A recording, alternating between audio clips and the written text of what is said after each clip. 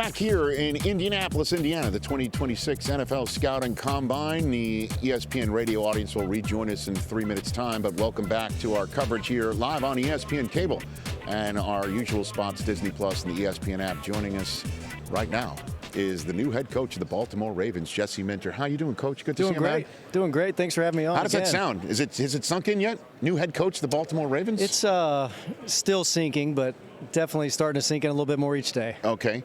What was your conversation with Jim like when, you're succeeding John in Baltimore? What was that? It was like? He was super happy for me. Sure. I mean, he was very helpful throughout the whole process as I was going through. How so? Just advice. Be yourself. You're ready. Yeah. I've seen you grow over the last 4 years. Right. Like, you are ready to do this. And so that's been he always kind of gave me confidence. And I think that's one thing I appreciate about Jim the most is kind of the confidence that he poured into me over the last 4 years.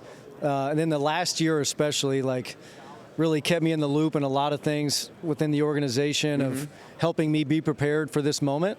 I think it was a little more interesting that I was going to Baltimore with his brother having been there, but all in all, super happy, stoked, and very helpful. Now, listen, you didn't force John out. Right. The man who hired you made the decision, right? But it is wild, though, and I know we covered this ground when you were kind enough to zoom into the show when you were being introduced on the day you got introduced. It is wild, though, that you are the one succeeding John Harbaugh after 18 years in Baltimore, right?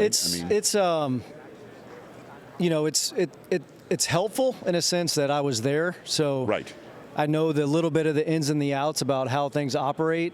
I know what John stands for. There's a lot of similarities in the things that we stand for, which is great. So there's a really good foundation there, and then it's on me now to kind of put my own spin on it, bring some new ideas, bring some new age things, and try to help us do what we want to do. Can you give me an example of that?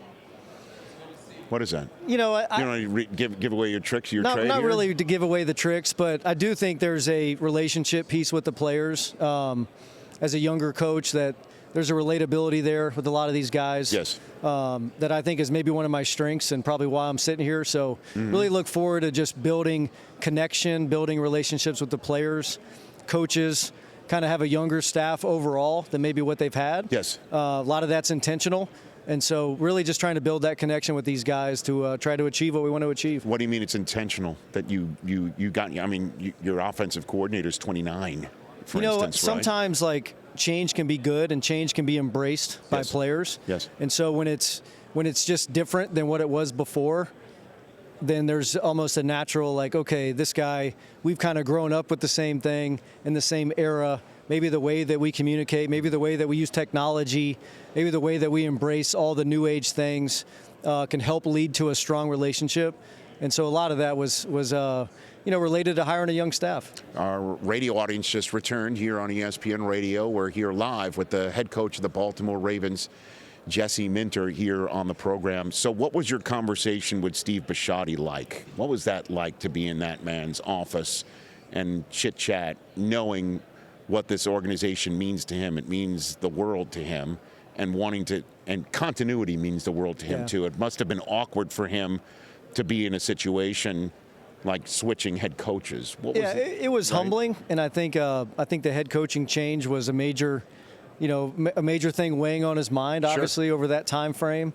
I think in the end, it came down to there was a chance for it to have a little bit of continuity, but also a new, fresh leader. And so I think you get a little bit of hey, let's not throw away, let's not tear down what's been built here for 18 years. It's been very successful.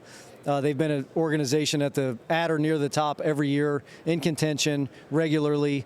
And so now it's there's some things that you can keep. There's some things that you can maybe update and change. And I think he felt really good about all the things we talked about. Tell me about the offensive coordinator you hired and why you hired him. Declan Doyle, I think he's creative. I think he's a connector with the players. I think it was really helpful for him to be with Ben Johnson last year in Chicago. Tons of respect for Ben, how he operates, and being part of a new staff as the offensive coordinator. So he was able to really kind of set the table week to week for Ben as the play caller, Ben being the play caller. But he's been preparing for this He's been in the league. He's been in the league since he was 22 years old. So I don't think the age is a major factor here. This guy's been rolling in this level for a long time. Worked with Sean Payton, Ben Johnson, some great offensive minds, and I'm excited to see what he can do. Conversations with Lamar. What can you share with me that you've had with him? Great. Very similar. Like at the beginning, there's normal. There's an openness to want to learn about me. We did know each other. We crossed over for a couple years in Baltimore. So I think there was, again, like a little bit of a familiarity. Okay, this younger guy, I remember him. We've had a lot of opportunities to talk. I'll try to probably keep a lot of what we say to each other private between the two of us, but I feel like the relationship is off to a great start and headed in a great direction. So what questions did he have for you that you're willing to I think public? he was involved in the interview process. So he was in an interview room with you at one point? We were on a Zoom. Okay. And so that was cool. He wanted to hear my vision, for him, the offense, the team. What is that that you're willing to share? Yeah, I think it's a really well-connected team that plays team football, that cares about each other, that plays for each other on the field, an offense that takes advantage of his skill set, but also has plays off of plays off of plays. It's a very systematic approach that we can take some pressure off of him in the run game by handing the ball to Derrick Henry as many times as possible. You had a big smile on your face as you said his name. Excited about that. Right. And so really just building a system that allows him to thrive and be the MVP caliber player that he's been. Run more? I don't know if he needs to run more. I actually think there's times where he can run less. If you build an offense that takes advantage of the under center, the downhill run game, now that opens up a lot of boots and play actions and plays. And then, the great quarterbacks have that ability on the key play to execute the second play. So the first play is maybe not there. It's not the perfect play call.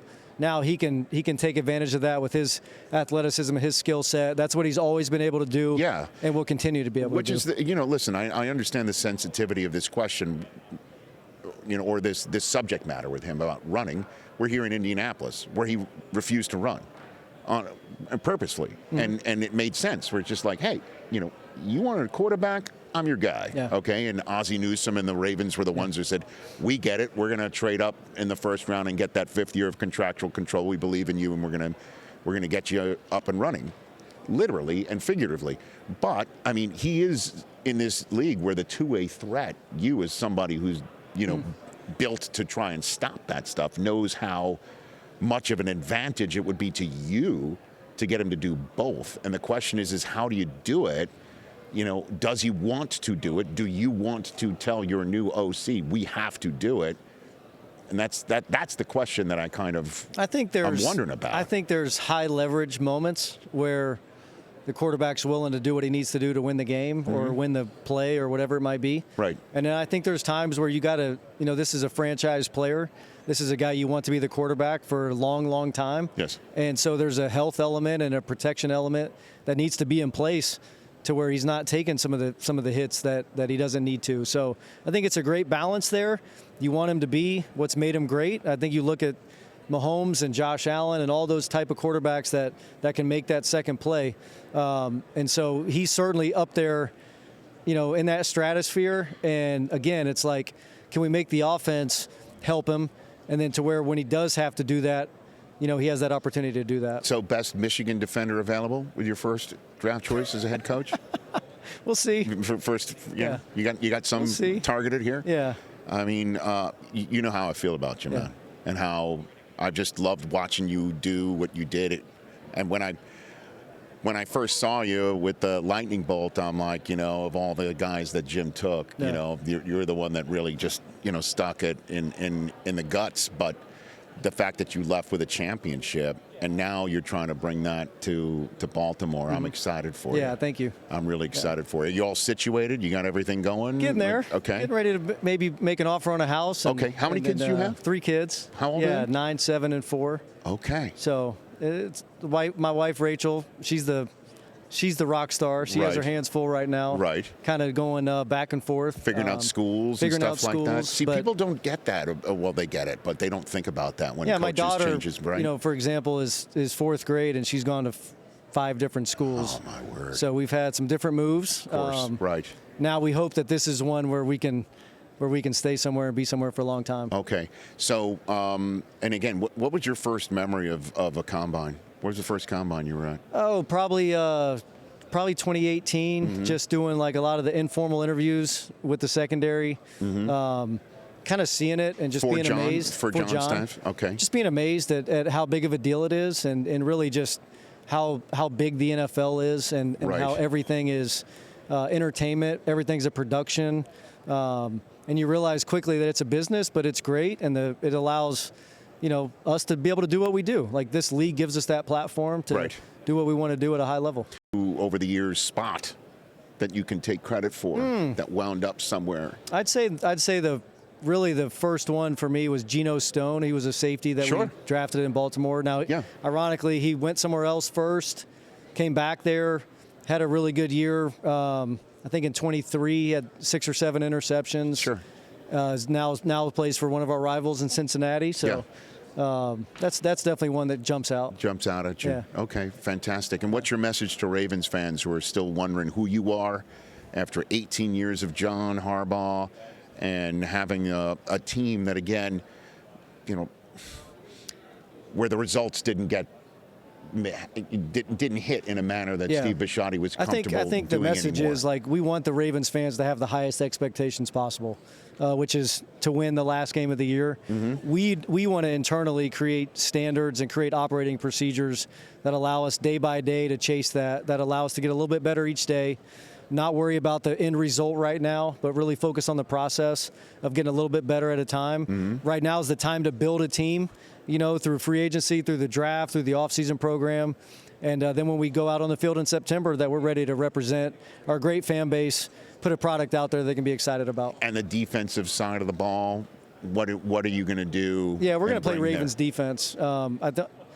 Historically, this franchise has been the bar for defense in the National Football League, I would say. We plan on getting back to that, and we plan on doing it very quickly. Fair to say Kyle Hamilton is sort of in the Derwin James role for your defense? Yeah, I think is that fair to say? Fair to say. Right. They're their own players. Of course. Their own strengths. They're both unbelievable. Derwin was such a joy to work with for 2 years. Love that man. He loved you. And so Kyle, he does love. It's not really excited to work with Kyle. Kind of what he brings to the table. Right. He's younger, so he's, I think, his 4th or 5th year now, and has been already, first team All-Pro a couple times. So could not be more excited to have him. Well, I'm excited for you, Jesse Minter. Thanks again. That. Really appreciate everything that you've done in your career to get to this point, and I'm fired up to see what you're going to do for a fan base that is second to none. And an owner who's as generous as they come. He's so great with my charity run every single year, he and his wife, and I'm a fan of the organization and for you. Thank you. Really excited for you. Appreciate that. You got it. That's Jesse Minter, the head coach of the Baltimore Ravens, right here